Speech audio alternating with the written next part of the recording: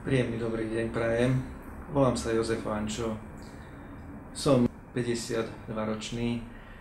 Mám manželku a 2 deti. Po skončení vysokej školy dopravy a spojov v Žiline som nastúpil ako strojný inžinier do podniku Elektrokarbon Topolčany. V 95.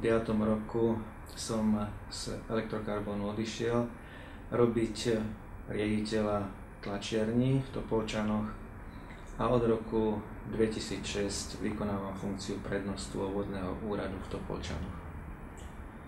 Predovšetkým na základe týchto skúseností, ktoré mám z posledného obdobia, nie len z oblasti hospodárskej, teda podnikovej, ale aj z hľadiska regionálnej, ako prednosta obvodného úradu prichádzam do styku veľa so starostami obcí a tým sa zaoberám často problémami, ktoré sa obci dotýkajú.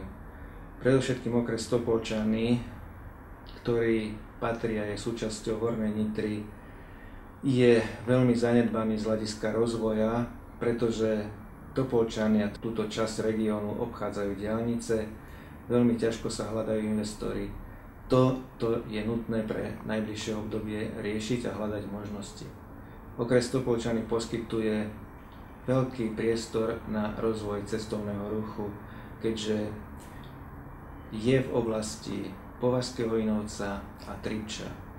Určite budovaním rozhľadní, ktorými sme už začali na vrchu Marhát, budeme pokračovať na Pánskej Javorine a potom na vrchu Tribeč. Chceme ich pospájať naučnými chodníkmi, ktoré v súčasnosti sa pripravujú a v budúcnosti budú budovať. V oblasti Tribča hľadáme možnosti využitia na cyklotrasy, no a prepojenie cyklotrasy od Partizanského povale rieky Nitra až do Nitry sa pripravujú projekty a verím, že sa aj tieto projekty zrealizujú.